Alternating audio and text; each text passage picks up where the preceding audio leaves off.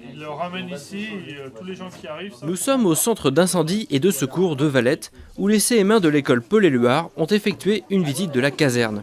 Une action qui entre dans le cadre de la prévention du plan éducatif local. En fait, il s'agit d'une action de prévention à sécurité routière qui a lieu en CM1, avant une autre action qui a lieu en CM2 où la protection civile apprend les gestes de premier secours pour les enfants. Alors là, ça s'étale sur une matinée en CM1 pour la visite de la caserne. Et en CM2, par ailleurs, sur la protection civile, ça s'étend sur une demi-journée aussi. Chose en fait qui est retravaillée par la suite, qui peut être travaillée en amont ou retravaillée derrière en aval pour voir si effectivement les informations étaient bien prises.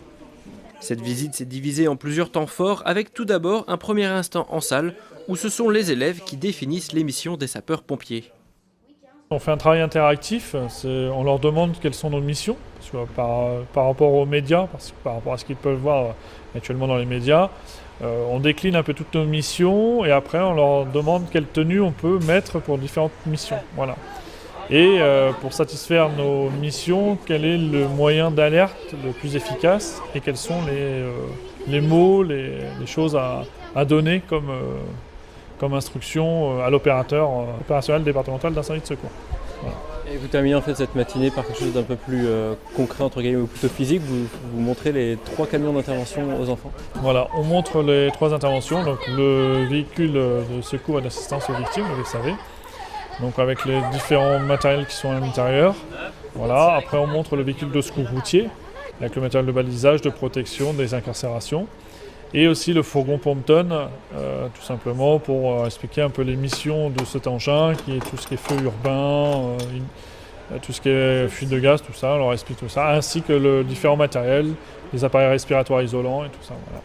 Et pour les CM2, comment ça se passe? Alors eux, les CM2, dans leur cursus scolaire, l'année prochaine, eux, ils ont les gestes de premier secours, qui est instruit par l'association départementale de la protection civile. Voilà. Comment le perçoivent les enfants en général? Ils sont... De très bons retours. Ça se passe c'est une bonne ambiance, une ambiance bon enfant, c'est très interactif, toujours des bonnes petites questions. Alors, il y a un message aussi qui est très important que vous diffusez, c'est la sécurité. Ouais, la sécurité routière, c'est ce qu'on leur explique, qu'ils ont tous un gilet jaune, tous ceux qui prennent le car sur le secteur. Donc on leur dit que c'est un ticket pour monter dans le car, mais c'est aussi un ticket pour aller à l'école. Donc leur gilet jaune doit rester aussi sur leur dos, du car jusqu'à l'école et aussi du car jusqu'à chez eux. Parce qu'on croise encore trop d'enfants sans leur gilet jaune à la nuit tombée, quoi.